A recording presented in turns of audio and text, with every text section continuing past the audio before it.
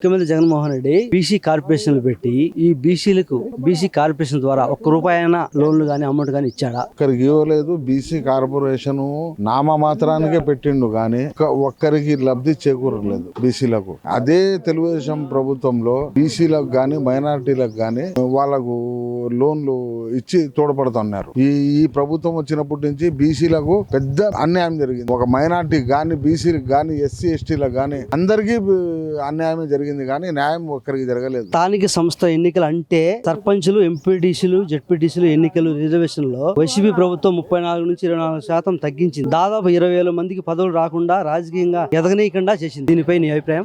ఇది 100% వాస్తవం. ప్రభుత్వంలో బీసీలకు గానీ ఎస్సీలకు గానీ మైనార్టీలకు గానీ ఒక్కరికి ఎదగనీయకుండా చేసినారు.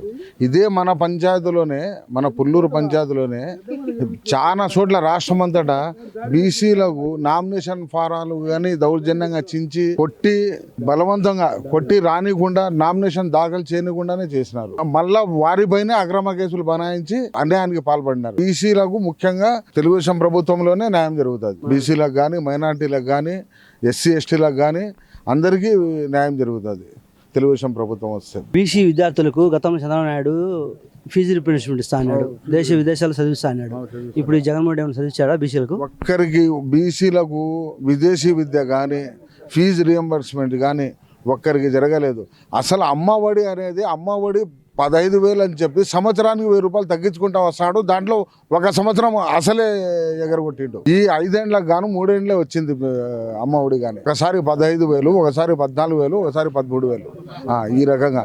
ఇప్పుడు తెలుగుదేశం ప్రభుత్వం వస్తే ప్రతి ఇంటికి ఎంతమంది ఉంటే అంతమందికి 15,000 ఇస్తామని అంటున్నారు.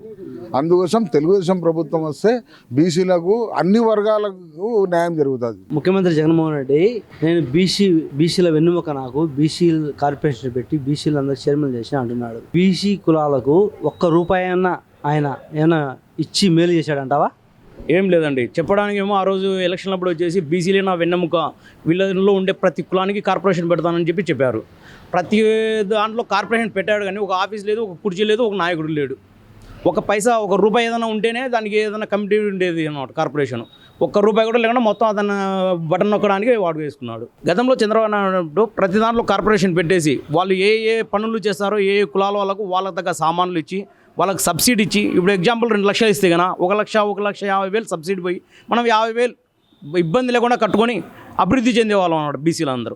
అతను ఉన్న రోజులకి ఇప్పుడు చూసుకుంటే అసలు గతంలో ఈ విధంగా జరుగుతుంది అనేది లేదన్నమాట. ఆ రోజు మనకు బీసీలకు ప్రతి ఒక్కరికి బీసీ నాయకులకు ప్రతి పనిచేసే వాళ్ళందరూ కూడా ఎంతో సపోర్ట్గా ఉన్నారన్నమాట.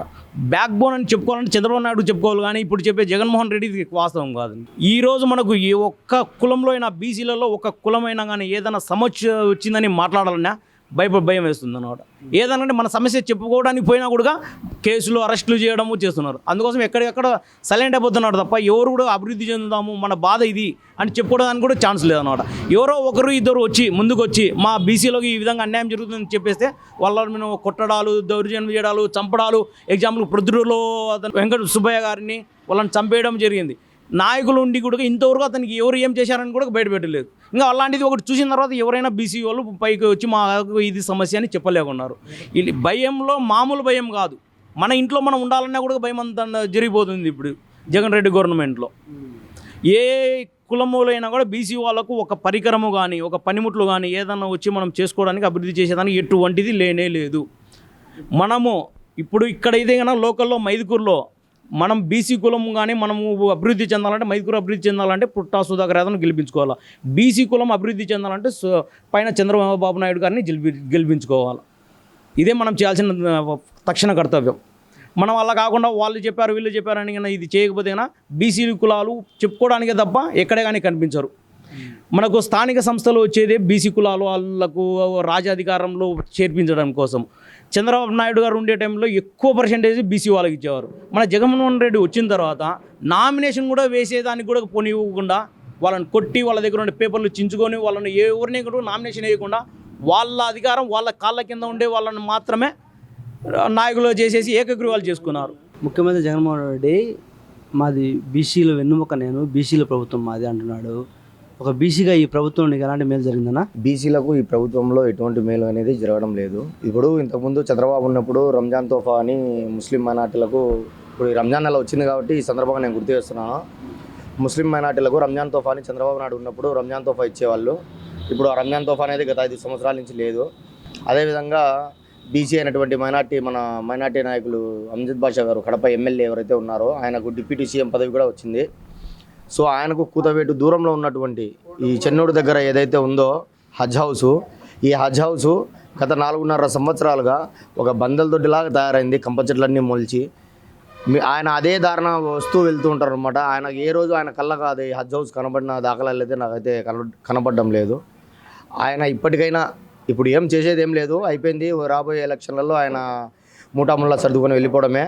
నెక్స్ట్ తెలుగుదేశం ప్రభుత్వం వచ్చిన తర్వాత అయినా కూడా పూర్తిగా హజ్ హౌస్ను కంప్లీట్ చేసి ముస్లిం మైనార్టీలకు అందరికీ ఆ హజ్ హౌస్ ఉపయోగకరంగా తీర్చిదిద్దుతారని ఆశిస్తున్నాం. అన్న, జగన్మోహన్ రెడ్డి ప్రభుత్వంలో బీసీలకు 300 మంది పైగా చంపబడ్డారు.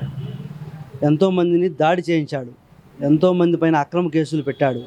ఉదాహరణకు మాచర్లో చంద్రయ్యను, అలాగే పొద్దుటూరులో నందం సుబ్బయ్యను చంపించాడు. అలాగే అక్రమ కేసులు ఎంతోమందిని పెట్టించాడు. దీనిపై నీ అభిప్రాయం అన్నా? అది ఇందాక చెప్పినట్లు మనం ప్రొద్దుటూరులోనే, మాకు పక్క నియోజకవర్గమే, ప్రొద్దుటూరులో నందం సుబ్బయ్య గారిని ఏ విధంగా అయితే ఒక తెలుగుదేశం కార్యకర్త అని చెప్పేసి అతి కిరాతంగా అతన్ని అయితే చంపారు. ఒక బీసీలకు ఈ వైఎస్ఆర్ ప్రభుత్వం వచ్చిన తర్వాత బీసీలకు రక్షణ అనేది లేకుండా పోయింది. అదేవిధంగా మనం మాచర్లలో ఏదైతే తెలుగుదేశం పార్టీ కార్యకర్త ఉన్నాడో పెద్ద ఆయన గొంతు మీద కత్తి పెట్టి కూడా జై వైఎస్ఆర్ అని చెప్పమంటే ఆయన చెప్పకుండా ఉంటే ఆయన నరికి చంపడం అయితే జరిగింది. మనం చూస్తున్నాము, గతంలో ఎప్పుడు కూడా తెలుగుదేశం ప్రభుత్వం ఉన్నప్పుడు ఇలా బీసీలపైన దాడులు జరిగిన దాఖలాలు అయితే లేవు. ఈ ప్రభుత్వం వచ్చిన తర్వాత ఒక బీసీలనే కాదు ఎస్సీలపైన కూడా అతి దారుణంగా దాడులు అయితే జరుగుతున్నా, భయభ్రాంతులు గురి చేస్తున్నారు. ఈ ప్రభుత్వంలో బీసీలకు రక్షణ అనేదే లేదు. అందుకే ఇప్పుడు చంద్రబాబు నాయుడు గారు మేనిఫెస్టోలో చెప్పినట్టు రాబోయే రోజుల్లో తెలుగుదేశం ప్రభుత్వం అధికారంలోకి వస్తే బీసీలకు రక్షణ చట్టం అనేది ఒకటి తెస్తామని చెప్తున్నారు. సో అది చాలా మంచి విషయము. మైనార్టీలే కానీ బీసీలు కానీ ఎవరైనా కానీ దాన్ని పూర్తిగా స్వాగతిస్తున్నాము. త్వరలోనే తెలుగుదేశం ప్రభుత్వం అధికారం చేపట్టి ఆ బీసీల రక్షణ చట్టం అనేది ఏదైతే అమలు తీసుకొస్తే అందరికీ బాగుంటుందని చెప్పి తెలియజేస్తాం. వైసీపీ ప్రభుత్వంలో బీసీలు కార్పొరేషన్ ఏర్పాటు చేసి బీసీ కార్పొరేషన్ ద్వారా బీసీలకు ఏమైనా ₹1 ఏమైనా ఇచ్చాడా జగన్మోహన్ రెడ్డి? మా వరకు అయితే ఎవరికి రాలే. ప్రతి బీసీ వ్యక్తికి, నేను యాదవ్, ఏ వ్యక్తికి రాలే. మైదుగురు పరంగా కానీ ఏపీ పరంగా కానీ ఆల్మోస్ట్ నాకు తెలిసి ఎవరైతే బీసీకి అయితే అన్యాయం జరిగింది. టీడీపీ ప్రభుత్వం చంద్రబాబు నాయుడు సార్ ఉన్నప్పుడు ఆ ప్రభుత్వము గ్రేట్. ఒక జగన్మోహన్ రెడ్డి ప్రభుత్వం ఉన్నప్పుడు వరస్ట్ ఫెలో. ఆయన ప్రభుత్వంలో అందరికీ నిధులు వచ్చినాయి, ప్రతి వ్యక్తికి అందరికీ బీసీ సంక్షేమ పరంగాని దేని పరంగా నిరుపేదలకు కానీ నిరుద్యోగ వృత్తి నేను తీసుకున్నా. ఆల్మోస్ట్ నేను తిన్నా. ఆయన సొమ్ము తిన్నాక మనం చెప్పుకోవాలా. మన రాష్ట్రం బాగుపడాలంటే ఎవరు ముఖ్యమంత్రి అయితే బాగుంటుంది? ఎగ్జాక్ట్లీ చంద్రబాబే.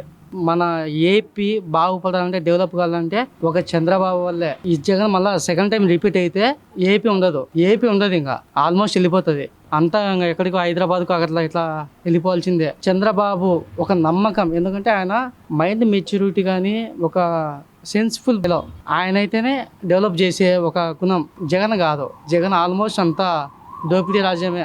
కొన్ని కులాలు కొన్ని లోపల పెట్టుకొని ఇన్నర్ ఫీలింగ్లో సామాన్యులు అయితే బతకలేరు.